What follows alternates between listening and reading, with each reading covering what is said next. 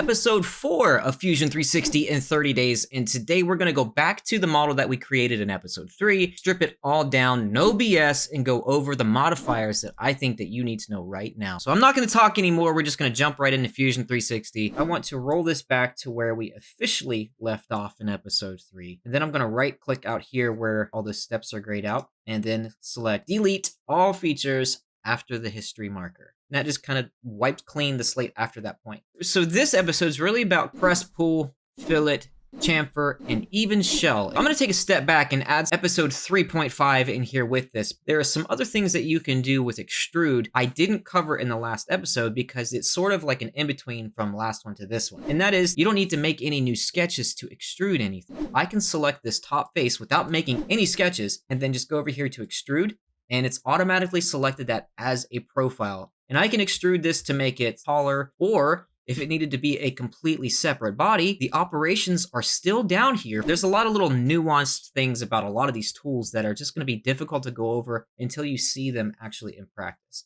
Now we're going to be talking modifiers, and I want to first start this out with shell. And shell basically just hollows out a body to be some specific thickness. So let's roll the timeline back to this revolve. And I'm going to undo what we did basically by including this solid piece. Remember, we did that early on.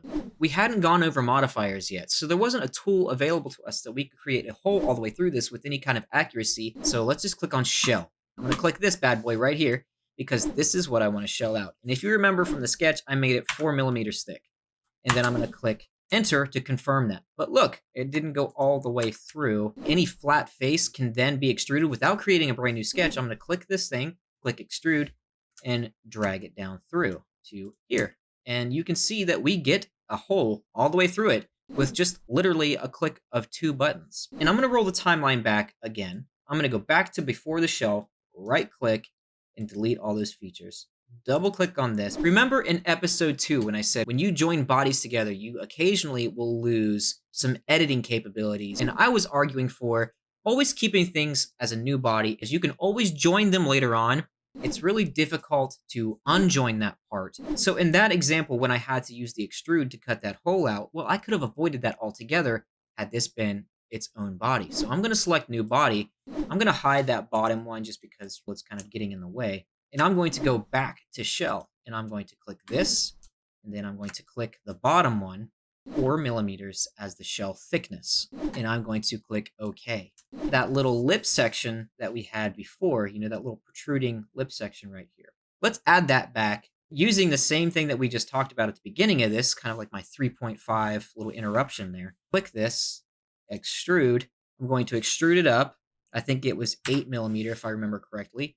I don't want it to join. I want it to be a new body. And then I'm going to show you press pull. Press pull works in some weird ways. It's like a multi-tool. It really will alter its functionality depending on the things that you select.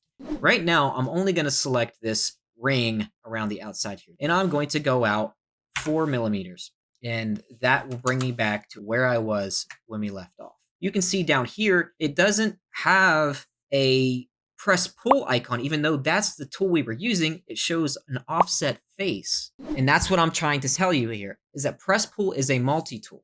And to prove my point is if I selected the edge right here, you can see that it automatically went to a fillet tool instead. Even though I did it with press pull, once I selected that, it's like, don't you mean fillet? Depends entirely on what you select. Let me roll the timeline back before that extrude that we just did. And I'm going to select press pull again, and I'm going to select this thing right here. Now let's go up 8. Look what happened. It didn't just extrude it like we would think. What it did was it continued the contour an additional 8 millimeters. This is offset face. So it took that face and offset it, auto-computing what it should be had it originally been sketched an additional 8 millimeters high. And that's how press pull differs a little bit from extrude. You can see that there's 3 things that it can do. Offset the face, it will extrude if you select a sketch, and it will also fillet if you select the edge. Now let's move on to some new information. Fillet and chamfer. Fillet is just radiusing or rounding over some edges. Chamfer is essentially the same thing, but instead of rounding it over, it sort of just cuts it off at an angle. We have 3 bodies here. We have this one, we have this one, we have this one. Let's start at the beginning here. Let's start with a chamfer down here. Okay, so I'm going to select that edge and I'm going to chamfer it 4. Oh no, what happened? It chamfered it that way. That's not right. Remember I said when you leave bodies separated, you have the ability to make edits to them. Now, if these were joined together, I wouldn't be able to chamfer just this edge inward. In this case, I want the chamfer to be on the inside corner between the flange and the trumpet piece itself to add thickness all the way around it, kind of like I welded it together. So what I'm going to do is I'm going to join these pieces together. And to do this, I can just go back, double clicking on this feature. It'll shoot me way back there to the timeline instead of dragging. Then I'm going to click join. And now I have this edge right here that I can chamfer, which happens to be the join between those two things. So let's just say 2.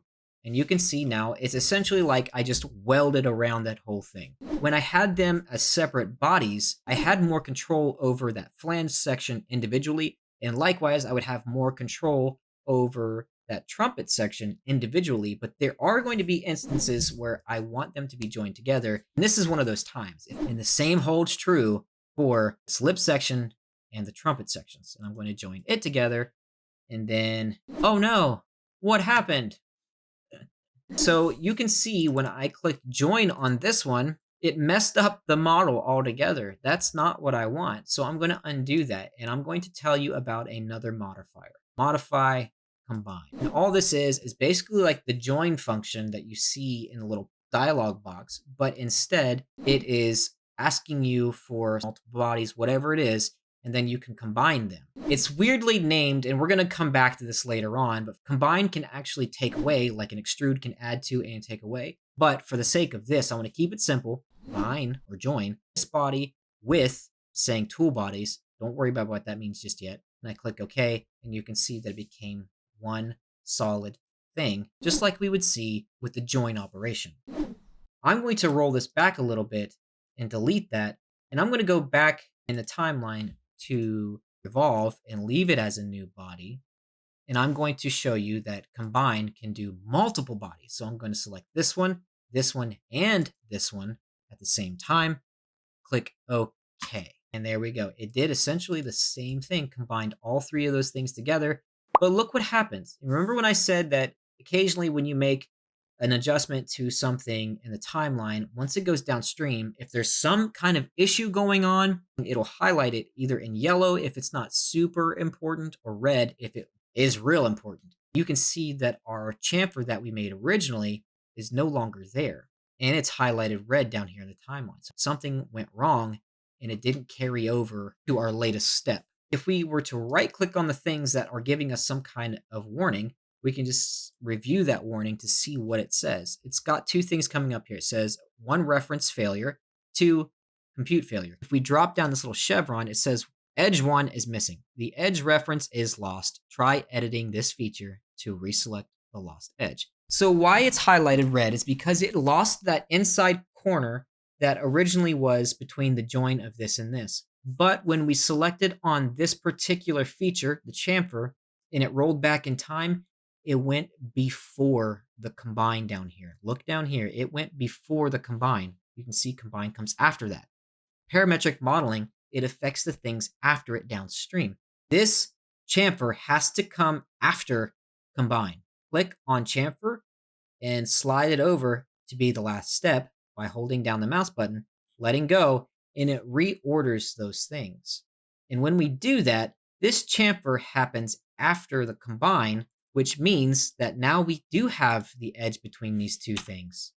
And we can just select it and confirm it. And if you have to rewatch that section to really get an idea of what I'm trying to say, I don't blame you. But basically all we did is we reordered the operations there. Okay, so now we still have our single body. Now we fixed that little error that we had going on down here in the timeline. We've got everything back to basically where we need it. But sticking with chamfer, let's chamfer these bolt holes here just to finish them off a little bit more and maybe make them countersunk if that's what we wanted to do. Let's just select 1. That looks good. And let's say 2. Let's move on. Billet this. No, I'm not pronouncing it wrong, by the way. It's not fillet, it's fillet. And remember, this is just a radius. So let's start at the inside of this. You can see there's a bit of a crease, if that's how you want to think about it, between the transition from this trumpet section to the inside of this lip section here. So I'm going to select that edge and I'm going to fillet it by just clicking and dragging out because I don't know a number. I'm going to drag it out as much as I possibly can before I get the error. In this case, it looks to be about 42 looks to be good enough. Kind of smooths that transition between those sections. So let's also chamfer this just because. Let's go 4. Fillet again, and we'll fillet this. Let's fillet this and this for starters. And let's go 2. Let's see what 2 looks like. Okay, looks good. So let me hit Control so I can add to my selection. This, yeah, that looks pretty good. And we'll confirm that. All right, it looks pretty well finished as far as an actual piece goes.